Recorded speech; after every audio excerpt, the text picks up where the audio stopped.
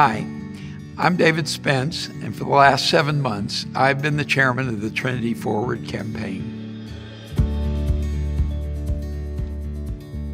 Aren't we all grateful to God that a school like Trinity exists, that when it came time to make decisions about where our children would best be served and grow in the nurture and admonition of the Lord and get an excellent education, that Trinity was an option?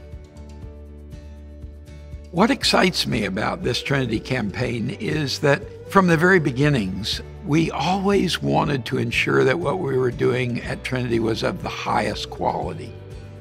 We know that we're top of the heap in so many of the things that we do around here, but we could improve in the science, engineering, and math areas, and that's going to be a focus of funds raised during this campaign. My older brother, Jonathan Stepp, and my dad were super into robotics. And then I entered robotics as a sophomore. And one of the things that I found was that I can learn so much more about engineering, which has really shown me how I can grow in STEM and leadership at the same time. I think that I've really grown in robotics. It's not just the mental aspect of learning how to solve problems, but also learning to work together with my teammates. Going into robotics, I hated failure. I still kind of hate failure. It's a very personal thing. But you know, when you're in engineering and you're constantly failing, you kind of learn how to learn from those failures. It's a different way of thinking than anything else in school. I'm really glad that we have all these STEM areas available to us, and I really enjoy being able to meet with people that are engaged in that as much as I am. A second focus of the campaign is better space for the arts.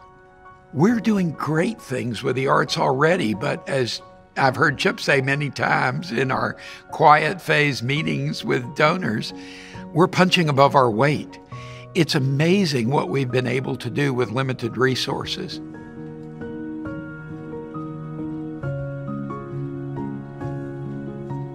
Adolescence is an emotional time.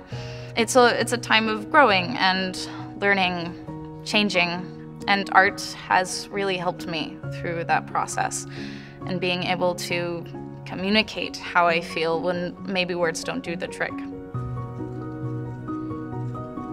Throughout all of the arts that I do at Trinity, it's meant a lot to be able to finally express myself in a way that I felt was most genuine to who I was as a person, because, you know, we all go through things and it can be really hard to feel like you can't talk about it and you can't make sense of it, but being in the arts has given me that channel to express it and kind of experience it in the most genuine way possible. Art is a way in which I can achieve understanding from other people, you know.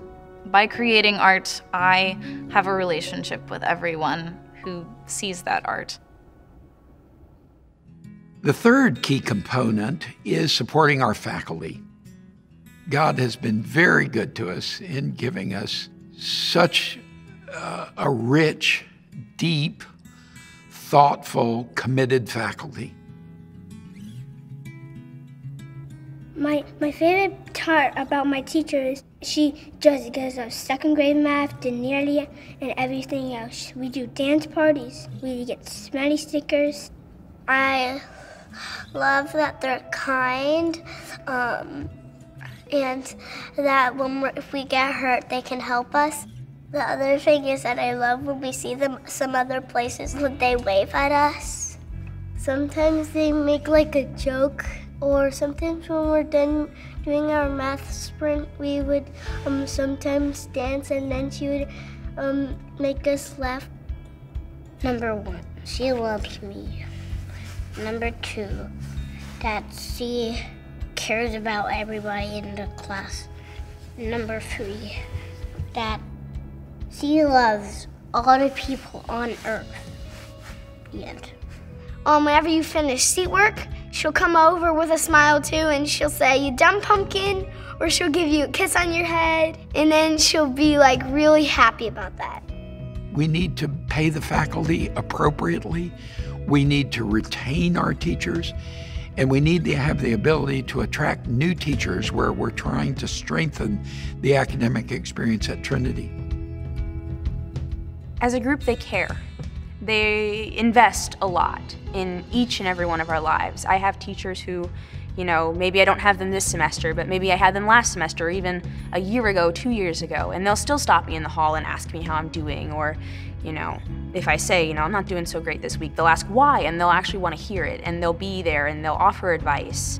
Something I've struggled with in the past is like teachers didn't really know me or know what I was about, but all the teachers know me here and love me, and I can totally tell. I can talk about like little things and not just about academic stuff. For example, Mr. Clark, the art teacher, I talked to him about Broadway shows and stuff, and like shows that we're gonna go see at DPAC and stuff like that. I know that a lot of students sometimes don't like it when you go to a teacher and ask, hey, can I help with it? Have help with this? Or like, how can I do this? And I say, how do you do it?